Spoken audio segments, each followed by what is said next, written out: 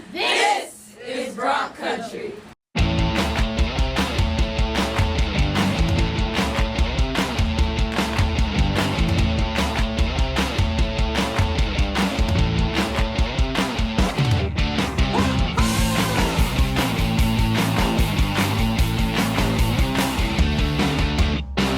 Welcome to Bronc Country. I'm Jonah Goldberg. When people think of how a basketball team works, they often think of the coaches and the players and sometimes the trainers and the administrators. But behind the scenes, making a lot of things happen, are the student managers. The head manager of the UTPA men's basketball team is Rafael Alvarez, and that, in and of itself, is a Christmas miracle. Romeo Villarreal has the story. In spring of 2014, Rafael Alvarez will become the first member of his family to graduate from college. Ralph is currently doing work study as the head equipment manager for the UTPA men's basketball team, and early on in his college career, it became quickly apparent that Ralph was meant to lead. I got introduced to Pan Am, obviously through orientation, but really Bronc, what's it called? At that time it was called Bronc Camp, a freshman camp. And where we got a mentor, where we got introduced to the school, did little fun activities. That was before Bronc Grande existed. And I remember the ambassadors program existed back then, and I got a mentor through there, and he showed me around. He did a great job with me, and through Bronc Camp I became more social, more open-minded, more active, definitely more daring to be, to stand out and to be part of stuff like organizations. Since then I progressed. I was in Leadership Academy. Since then I went to Leadership Institute. At my freshman year I was like maybe one or two freshmen. I went to a lot of leadership organizations my freshman year, my sophomore year. In just a short period of time, Ralph has grown very close with the men's basketball team and believes they have what it takes to do big things this season and every other season after. This team really has a different feel. I mean, I wouldn't know about other teams in the past. This team the locker room is very united. And then you can tell that this new coach and this new coaching staff is big time, and they're very serious about winning. So, and you can tell by how they coach and how serious they take their job and how well they take care of their players.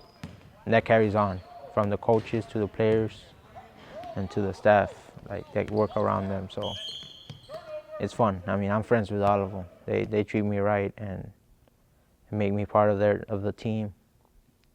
And it's been an experience so far. While today Ralph is settled down here at UTPA, things weren't always so easy for him. He faced a long series of challenges just to get here and to make it where he is today, the first of which happened when he was only 5 years old. I remember so vividly that, the river was streaming. It was fast rapids. It was up to like maybe his chest or his stomach. And then he pulled out a big tractor tube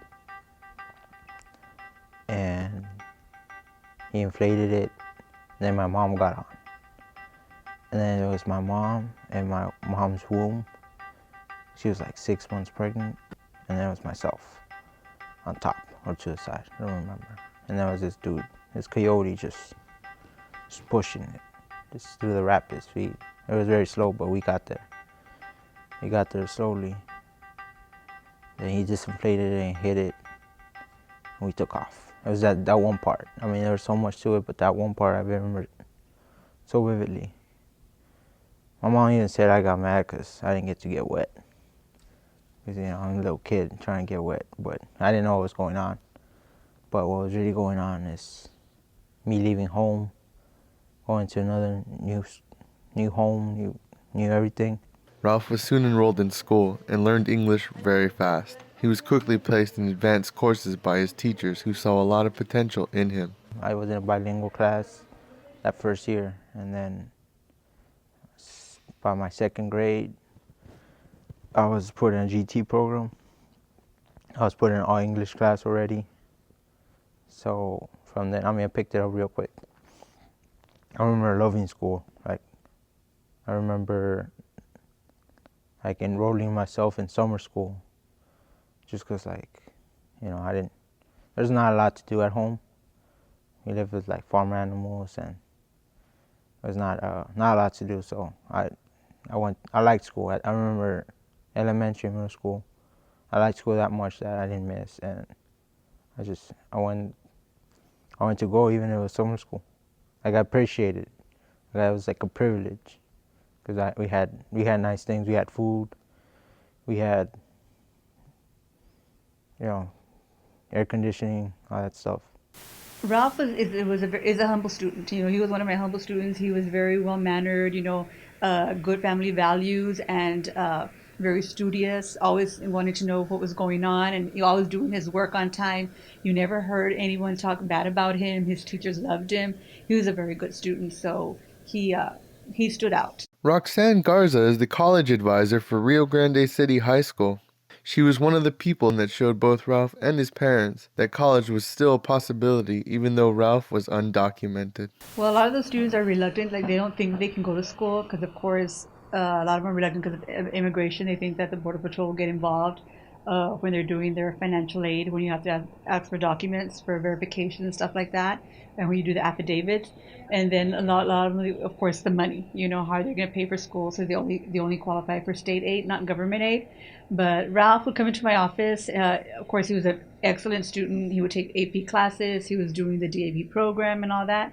And just in talking to him, telling him, what are your plans? What do you plan on doing? And he was kind of reluctant at the beginning, but I told him about the different options that were available to him, and he applied to Pan Am. Pan Am was his first choice, and we did all the paperwork. Spoke to the parents. The parents would come in regularly to meet with me, and trying to convince them, he has to do this. Give him a chance. He's able to go to school, not to be afraid, because that's the parents are very reluctant, But then talking to him, and then they came over all the time, and just in conversation, they grew to the idea that he could go to school.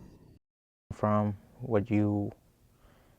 if you're in my situation where you don't have papers or Social Security or anything, you really look forward to one day getting married. That was the end cause. You work, but you just want to get married at one point very soon, and then from there you can legitimately work with a social, because through marriage you could fix your papers. But and at one point I was gonna accept that, but it wasn't until the semester before and it ended, which is in my senior year, my counselor really pushed me to apply to financial aid and to colleges, and I really didn't know why, but I did trust her, so I did it anyway. And when I got accepted to UTPA and got awarded some money, not all of it, not a lot, because I'm limited to the funds, but nonetheless some, then it became a possibility. Then me and my parents collected resources to really try to make that happen. So it was until after graduation where it was becoming more of a reality that I was going to go to college, to Pan Am. And here I am. Madness is calling.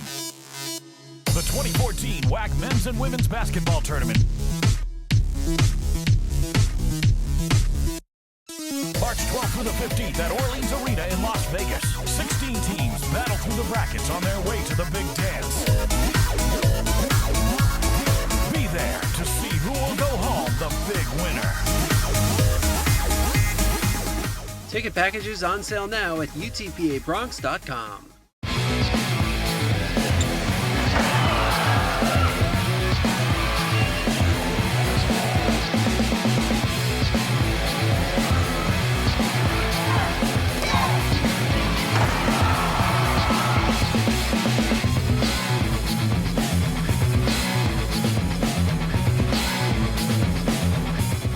This commercial brought to you by Lax Furniture, an official sponsor of the University of Texas Pan American Intercollegiate Athletics.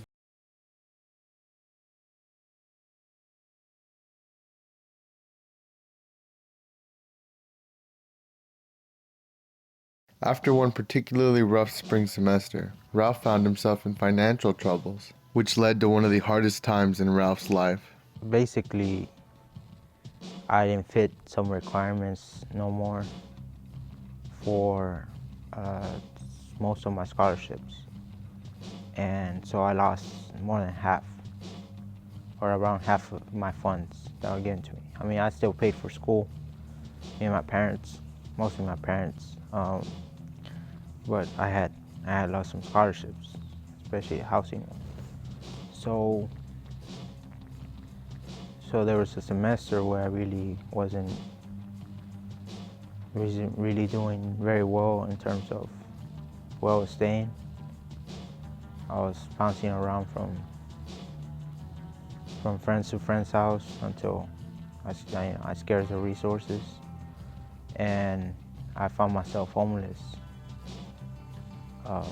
So for a while, I really didn't. I was still a full-time student, but I was just in different places,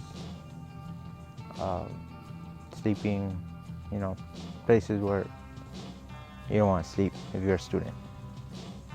But yeah, I still kept my friends close, and there's a friend that I always go to. His name is Mark. My friend that I met through a marketing class. He's a cool guy, and he worked for a certain company that's owned by a certain owner in the valley. And he heard my story. I didn't know all this, but I just told him because he's a good friend of mine. He ended up trying to help me.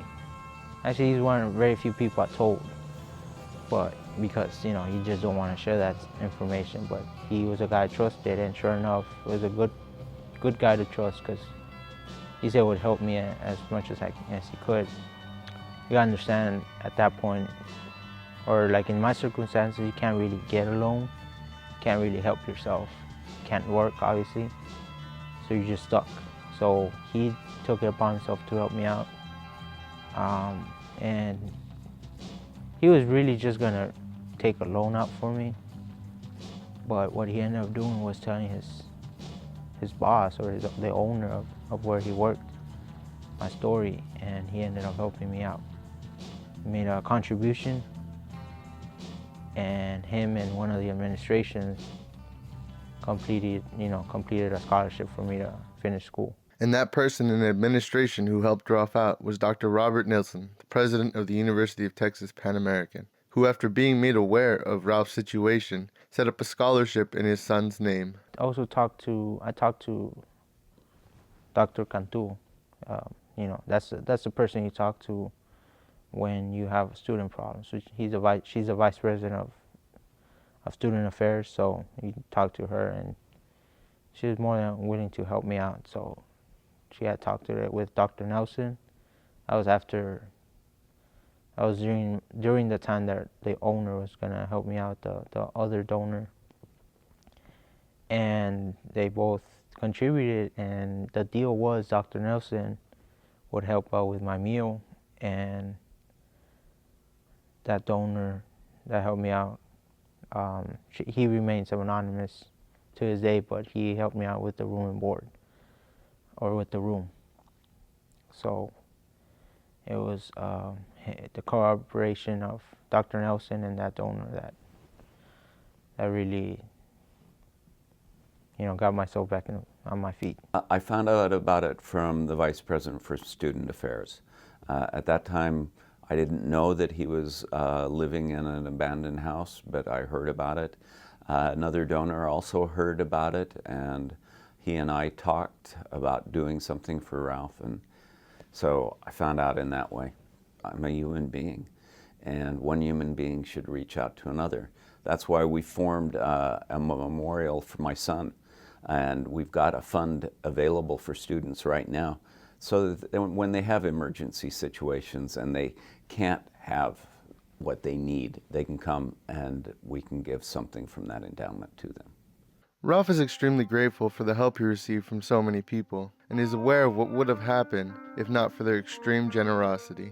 I feel relieved I mean, I really did fight for it. I kind of not expected it, but was fighting for it. It was more of an achievement feeling, but definitely I wasn't gonna go through that again.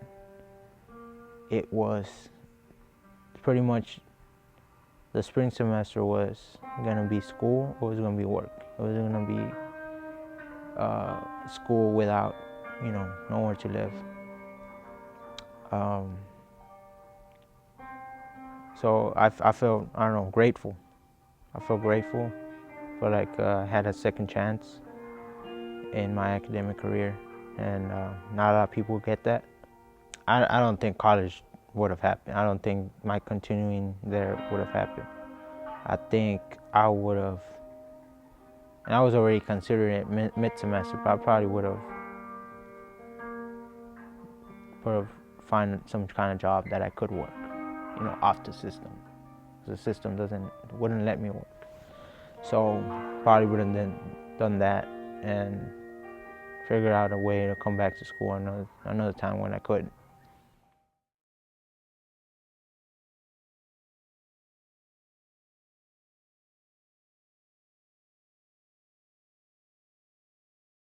After getting back on his feet financially, things started to look up for Ralph. He got a worker's permit to work and travel through the United States. You would get a work permit and opportunity to apply for a license and, travel, move from place to place around the country. Because you gotta understand, undocumented students or people here in the valley are trapped between two borders. Can't go past Falfurrias, and that checkpoint you can't go back to Mexico because you're not coming back.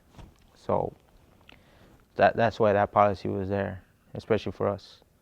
So that really opened doors. So once I applied and got it, it was a great experience. At around the same time, Ralph was offered the position of head equipment manager for the UTPA men's basketball team, which he gladly accepted for the opportunities it gave him.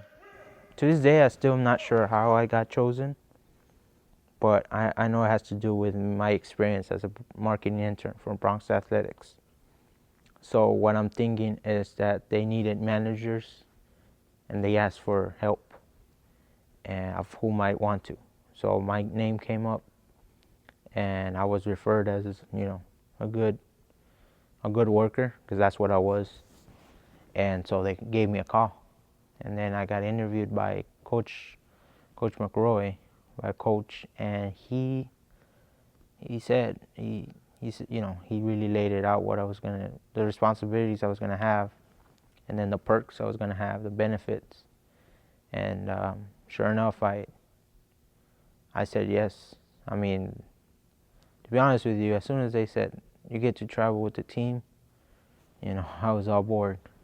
I was on board because I've never traveled in my life, so that was gonna be an experience. And yeah, I took it, and sure enough, they named me head manager, and then here I am. Because of the support he's been shown in athletics, Ralph is looking to continue a career in athletics at a higher level soon after he graduates. This job I have is gonna carry out through the season, which is till next semester. Next semester, I take only 13 hours at the most to graduate, so I'll be having a good balance. Hopefully with this experience with the team and working with Bronc Athletics, I can maybe continue my career in athletics. I mean, my dream job would be to work for the Spurs in the front office, in the marketing department. Not the Spurs, an NBA franchise. This is a very successful league. It's a multi-billion-dollar industry. To be in athletics by itself, let alone basketball, which is a big sport in America. So I'm just gonna continue striving for a good career like that, because that's really what I want. After all the hardships Ralph went through, he has a message for his younger self and for kids in this situation similar to his own. I would tell them,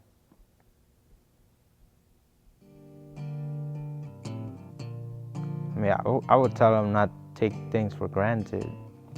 But I like to think I never did. I would tell them go for it. I would tell them I always had the brains to do a lot of things. Never really stepped up until I got educated, which was here in college. So I would tell any younger self before then, any younger Ralph, I would tell him to go for it, to really step up to the occasion, and things will happen. Because I like to think that, you know, fear is really the biggest obstacle you have between you and, you know, your dreams coming true.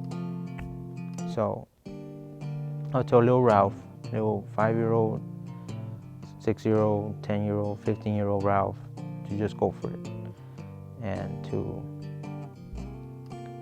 jump on it, on any opportunity that's given to you.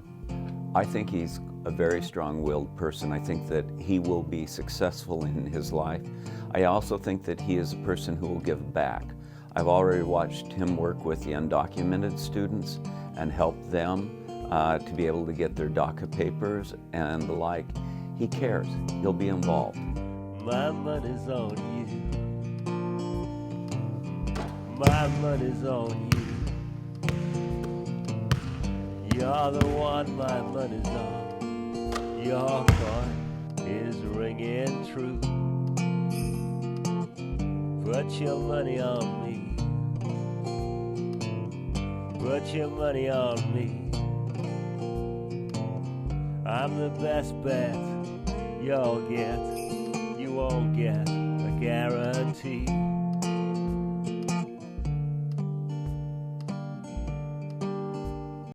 Madness is calling. The 2014 WAC Men's and Women's Basketball Tournament. March 12th through the 15th at Orleans Arena in Las Vegas. 16 teams battle through the brackets on their way to the big dance. Be there to see who will go home the big winner. Ticket packages on sale now at UTPABronx.com.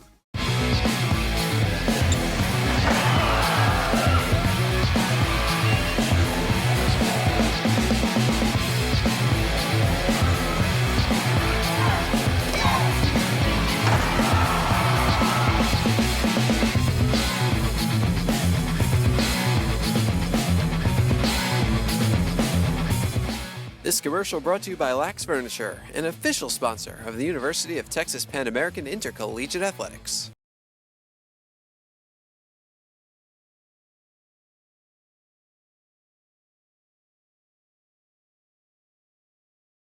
Here's what's coming up for the Bronx. Men's basketball welcomes Duquesne to the UTPA Fieldhouse on Sunday, while the women visit a tough ranked opponent at Oklahoma State.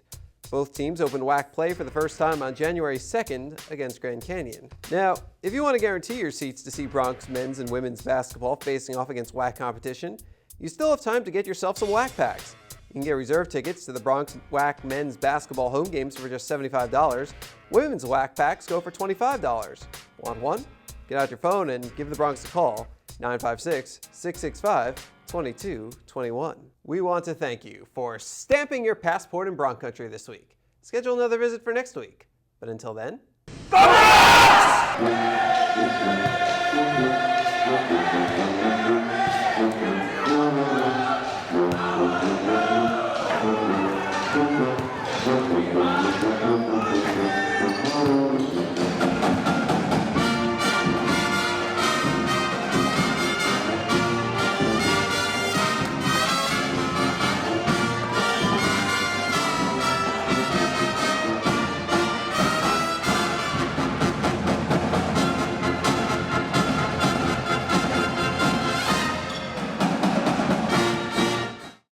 Madness is calling. The 2014 WAC Men's and Women's Basketball Tournament. March 12th through the 15th at Orleans Arena in Las Vegas. 16 teams battle through the brackets on their way to the big dance. Be there to see who will go home the big winner. ticket packages on sale now at UTPABronx.com.